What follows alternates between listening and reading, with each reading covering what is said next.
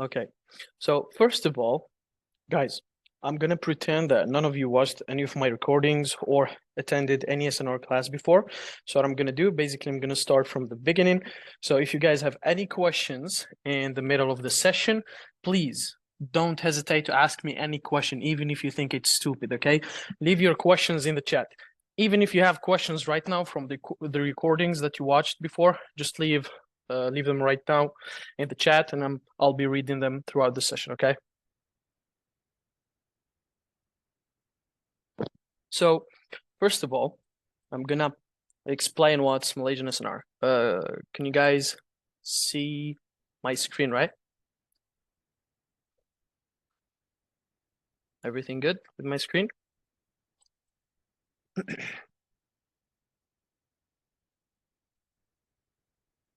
Yeah, I think it's just for Jack the problem. Yeah. So what's Malaysian SNR? What does it stand for? So the classic SNR that you guys learned before or that you heard of is basically an area where price bounces many times, so it becomes a support or resistance. For example, this one bounced 2, 3, 4, 5 times. No, that's not the Malaysian SNR that we're going to be working with. It's not precise, it's not good, it's low win rate, it's shit. Okay, so we're just going to be working with the key levels. The key level meaning that one line, one exact line. You have to know how to mark this one exact line in the chart. So in the chart, you have candlesticks, okay? You have a forming candlestick, one forming candlestick, and all the other candlesticks are finished forming. So in order for you to basically create a key level or mark a key level, you need 2 finished forming candlesticks. So 1, 2, you can't take the last 2. For example, you see this one, this last candlestick is still forming. We have 9 minutes left for it to finish forming, so you cannot take it with the one before. The 2 candles that you're gonna pick has to be consecutive candlesticks. So it has to be with this and this, or this one and this one. You can't pick one here and then one on the left, no. So 2 consecutive candlesticks, it doesn't matter what color they are, but you have types of SNR key levels. Now, what you're gonna focus on when you pick 2 candles, let's say these, for example, you have the first candle, the second candle, right? You're gonna be focusing on the closing of the first one, okay? The closing of the first candlestick is what forms the key level. So you're gonna point here, since we have a bearish candle, bullish candle, closing of the first one is right here. That is your key level, okay? That's an SNR key level. Let's take another example in here. You have bullish, bullish. Now, you might think, why you're not gonna mark it here? So this is the open of the second candle, or you're not going to be marking it there. You have to be very, very precise, or sometimes you're going to be missing trades or being a bit of drawdown. So mark this one, okay? Do not mark the open of the second one. Mark the closing of the first one. Even sometimes you see price leaving some gaps. Let me look for an example here. Something like, I think we're going to find one on the daily. So yeah, let's take this one, for example. You have a bullish candle and another bullish candle. So open, close, open, close. Where is the key level in these 2 candlesticks? It is on the closing of the first one. Guys, we're going to be working with the Pepperstone broker, okay? That's the one that you're going to be looking at on TradingView for your analysis, okay?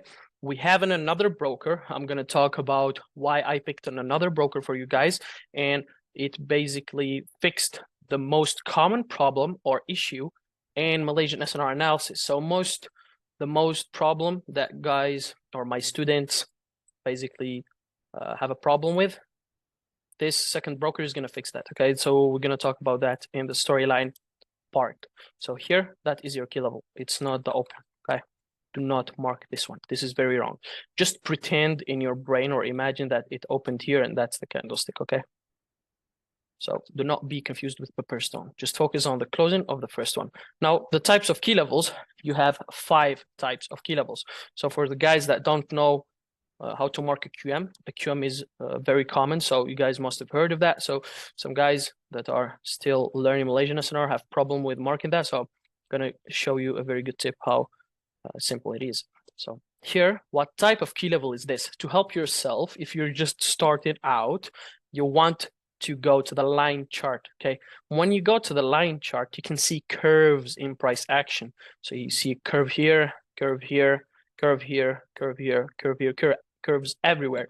Now, what do these curves refer to? So they refer to closing prices. So let's take, for example, this curve right here. So if we mark that with a line, when you go to the candlesticks, that is marked on the closing of this candlestick. Now, once you take this and this becomes a key level right here. Now, what type of key level is this? So you just look at the shape of that key level on the line chart. So what shape is this? This looks like a V. So this is the V level. We have a V level right here. Now, what type of key level is this? It's the same one, a V level in here. So what type of key level is this that we marked? Bullish, bullish. So if you don't have a big curve or a small curve and it doesn't look like a letter, it's called the gap, okay? This is called the gap. Okay, so wait, two of you are having problems with audio. Is audio working good for everyone? Or it's the same person that joined with two Zoom? Oh yeah, okay, I see. So you just had problem with the first account. Yeah, okay, so here you have a gap. This is called the gap. Now you see a small curve in here. This is called the gap, okay? Now we have a bullish gap and a bearish gap. Very simple. The bearish gap is simply two consecutive candlesticks that are both red. So close of the first one, boom, just like that, okay? Now, everything clear? Any questions about marking the levels? So you have three types of levels right here. The fourth type is the SBR or RBS. What does that mean? It's a V that is broken by a body or an A that is broken by a body. Now let's take a look right here. I'll just go to the daily for better examples. So what type of key level is this? This is the A level. Why is it the A level? You take two finished forming candlesticks, bullish. Bearish, mark the closing of the first one, go to the line chart, that is a V, an A level, sorry. So once this A level gets broken, because this is acting as a resistance for now. Now, once it breaks, it will act as a support, okay? It will act as a support. So this resistance becoming a support in the future. So RBS, resistance becoming support, and vice versa for the SBR. So you can have an SBR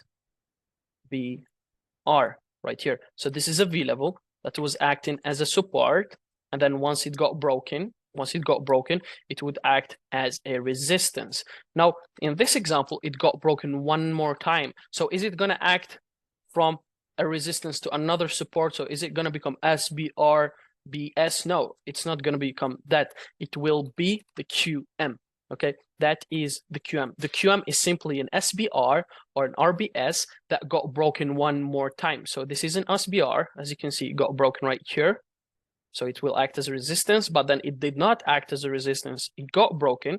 So when it got broken, it will act as a QM. Now, very simple. The QM is a V level that is behind a bigger V level, or an A level that is behind a bigger A level. What do I mean by that? When you go to the line chart, you see this is a V, and this is also a V right here, okay? Now, they are behind a bigger V level down there.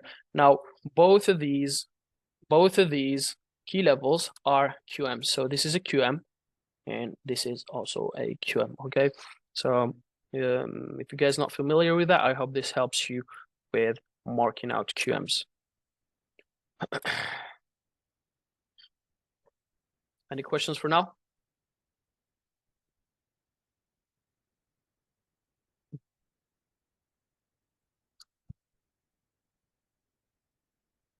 Okay, give me 2 minutes. I'll be right back.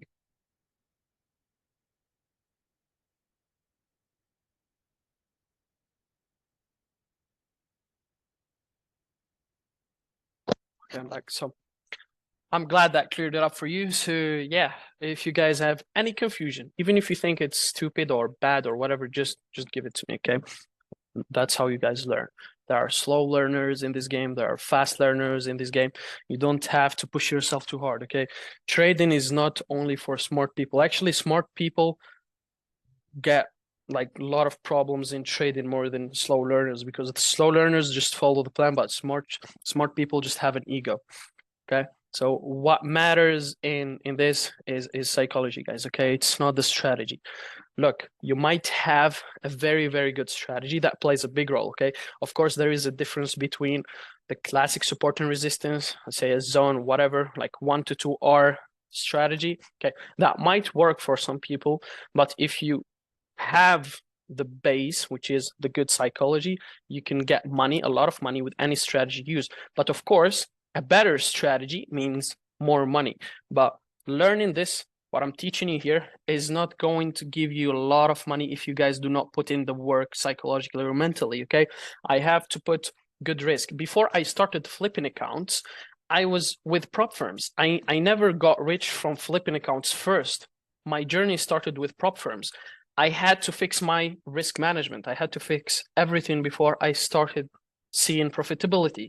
Okay, so all you gotta do is focus on your mental, on how to hold trades, on how to not take partials. Okay, partials are bad. If you have a target of 100 pips, just TP there. Do not put break even until you see price rallies from your entry. Do not go against your plan, guys. Okay, so once you follow all of these rules, then the skill is very easy. And once you take a loss or a series of losses, it is totally fine. That still happens to me.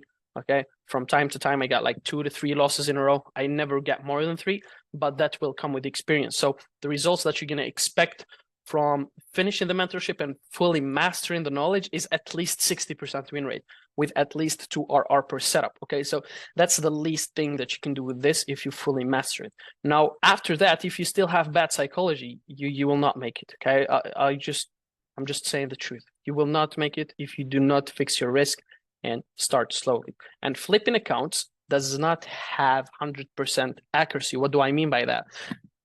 Till this day, I'm still blowing personal accounts that I'm trying to flip, because my flip strategy basically have a plan of 5 winning trades in a row that has to go all full margin. So since the Malaysian SNR strategy has a high win rate, sometimes you get like 20 wins in a row, sometimes 15 in a row before I get the loss. So 5 in a row is pretty much achievable, very achievable, especially when you have 80% win rate. You can win 8 trades in 10. So my plan for flipping accounts is I go for 5 consecutive winning setups, and all I do is full margin. Okay, full margin, 2,000 leverage. Till this day, I still sometimes win 4 trades, and in the 5th trade, I blow the account. Okay, but when it works out, I just make a lot of freaking money. Okay, so before you get to this level, you have to focus on passing prop firms first, because risk management before everything. I do risk management, but with multiple accounts, not one account. If you guys see yourself able to mentally resist or basically go through blowing many accounts in a row, then just go for it. If you see yourself going to drain your mental or whatever, just start with prop firms, fixed 0.5 to 2% risk per trade until you pass. Get yourself some pocket money, and then you can start looking to flip accounts. Okay. So yeah, the next concept that we're going to talk about here is fresh and unfresh. Okay, what does that mean? So a fresh means that the level is good to use. It doesn't mean good to take a trade off, just good to use. Okay, because some levels that are fresh are not good to trade off, but they're good to use. And unfresh means that the level is not good to use, but sometimes it is good to take a trade off. Now, let's take this gap, for example. Draw your line to the right. Okay, now the first question you ask yourself is this key level touched by price action? The first answer that you can have is a no.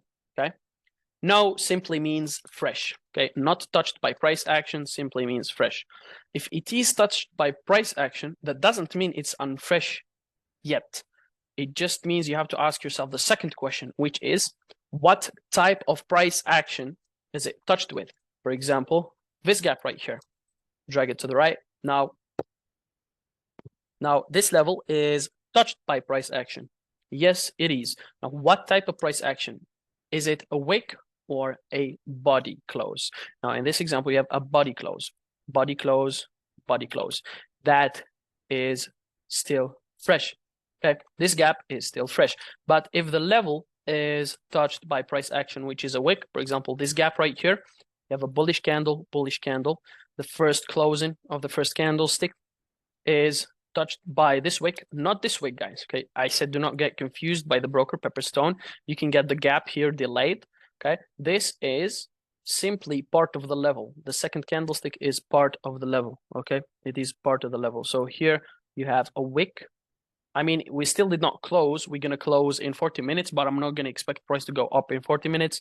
So in 40 minutes, we're gonna leave a wick. So this is unfresh. Now you might have both price types of price action on your key level. What do you do?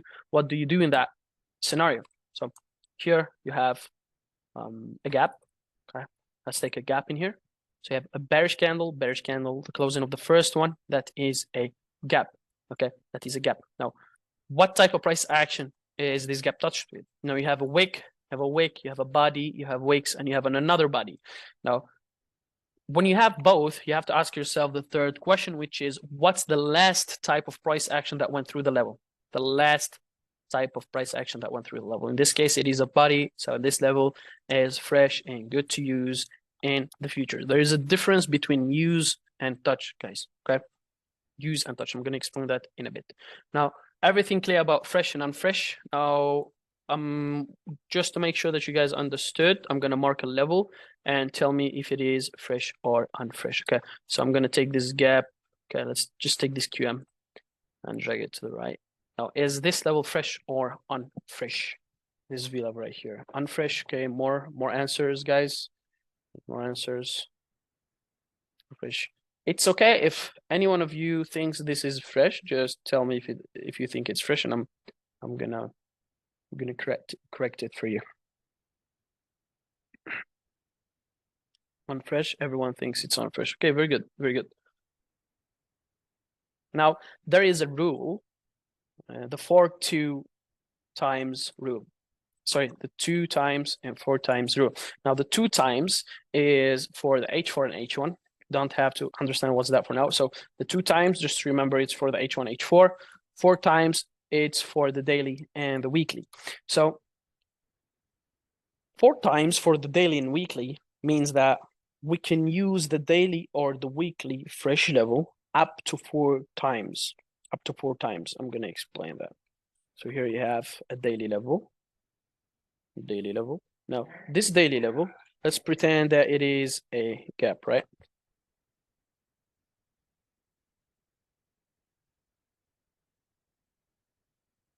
So here you have a fresh gap. Now, this fresh gap is touched by a wick.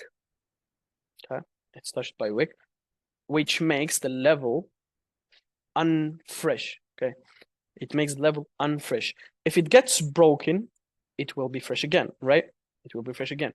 If it gets wicked again, it's not gonna make the level unfresh one more time because the level is already unfresh from this wick. So this wick used this level, but this wick did not use it simply because it was unfresh already. So how many times did we use this daily level? We only used it once right here. Now, does this one count? No, because the level is already unfresh. But if it breaks and then wicks it one more time, then here you can say we used it 2 times because here the level was fresh and then we wicked it. So simply it becomes unfresh one more time here.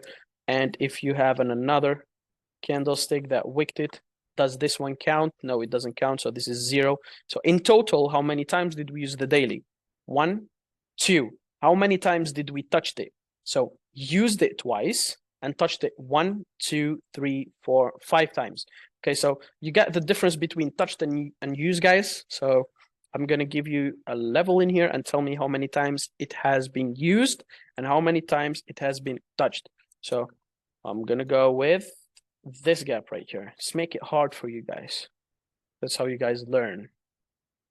So this gap goes fully to the right. And how many times did it get touched? How many times did it get used? So I'm going to start counting with you.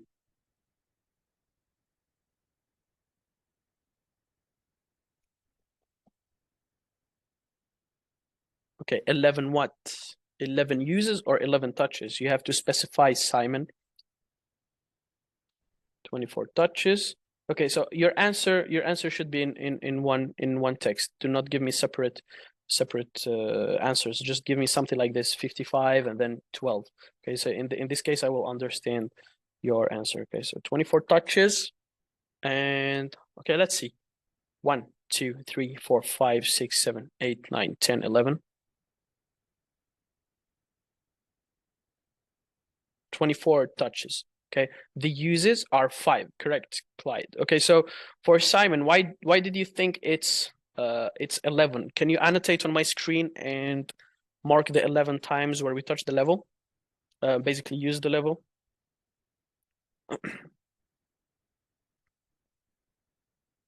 Okay, bear with me, guys. So this is I don't know, try to look at the pencil down on the left on your Zoom app. So here, to know how many times we used it, look at the wicks that got on the level before it was unfresh. So Simon, you see the problem with the wicks that you're marking. You see this is the second wick that you marked, right? The problem with this is that this wick touched this gap when it was unfresh. Why was it unfresh? Take a look at the wick before. Didn't the wick before touch it and already made it unfresh? Right? So this wick is not gonna make it unfresh again. So this is not one use. This doesn't count. Okay, so you basically counted all the wicks. That's what you did, Simon. So what I want you to do is I want you to mark the levels, basically the wicks where they touch the level when it was fresh. You need this rule, guys. It's very important for very sharp entries on high risk category for our entry session. So here you have 1, 2, 3, 4, and 5. Okay, why not this wick? Because the level is unfresh. Why this one? Because it got broken, so it became fresh again. Everything clear about the fresh and unfresh rule, guys?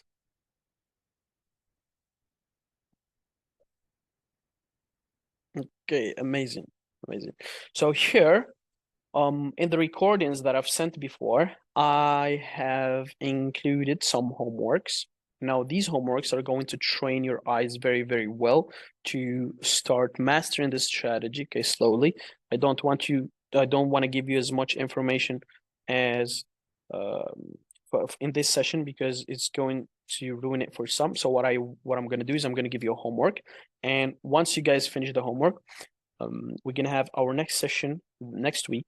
Okay, so the homework consists of 2 categories. The first category is for today's session, what we learned today, and the second one is going to prepare you for the next one. So the first thing that I want you to do is go and mark 50 QMs on H1. Okay, 50 QMs on H1. Now the QMs has to give a sharp reaction basically in the past. So I'm going to give you an example here to understand. So let's say this is a V level that is behind a bigger V level. Now this is a QM, right? This QM is not touched and did not give you an entry. So I don't want you to mark this. I want you to mark the QMs that gave you a buy or a sell, okay? I'm going to give you an example in here. So here, as you can see, you have a V level, got broken once, broken twice. It became an RBS and then a QM. Price reacted, boom, fly. Okay, now you have another QM. Did price react off of it? No. You have another QM here. It did react from it there. So you see that got broken once, twice, QM, react, go. Okay, so I want you to mark 50 QMs that price reacted from. And in the next session, I'm going to show you why some QMs fail, why some QMs hold. Okay, now that is part of the first category of your homework. Now, the second one is to mark 10 daily levels that got used more than 4 times and 10 weekly levels that got used less than 4 times. Okay, less than 4 times, but it has to be touched more than 5 times. Okay, so I'm gonna type that again. So weekly, 5 levels, 5 weekly levels that got used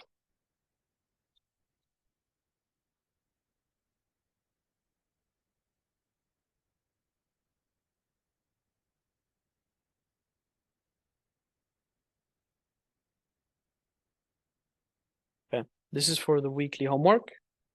And for the daily, you have to get me 10 daily, sorry, that's 10, not 5. Okay, 10 daily levels that got used more than 5 times. More than 5 times meaning 5 times or more, 6, 7, 8, okay? So it doesn't matter how many times touched. This one matters how many times touched. Now I want you to give me 10, 10, and 50 QMs that reacted on the H1. It has to be on the H1. I don't want it on any other time frames. And the weekly daily, 10, 10, okay? I'm going to send you the recording afterwards. Now, the second category of the homework is mark on the daily. On the daily, you see price on the daily, sometimes it reacts off of levels, right? So sell, buy, sell, price reacts like it was selling and then buying, selling, buying, selling, buying, buying and selling. Now, the swing points that started the sells and the buys did not start randomly, okay? They're not randomly appearing out of nowhere, okay? They have to start from a level. Now, you see this buy right here, this swing buy, you have to find the level that made it go up. Now, for you, for beginners that just started out with this strategy, you're going to tell me, oh, there is no level to the left. You have to be very sharp with your eyes. So when you go and look for the level, you can see one right here. You can see one right here. You can see one even right here, but that one did not touch. So as you can see, you can start counting. We used it once, twice. This is the third time. Now, this one is a QM, also used it here. Now, which one do you keep? You keep the lower one, okay? You keep the lower one. So just delete this one. Right now, that is the level that started this swing buy. Now, it is always the same thing for every single swing buy or swing sell.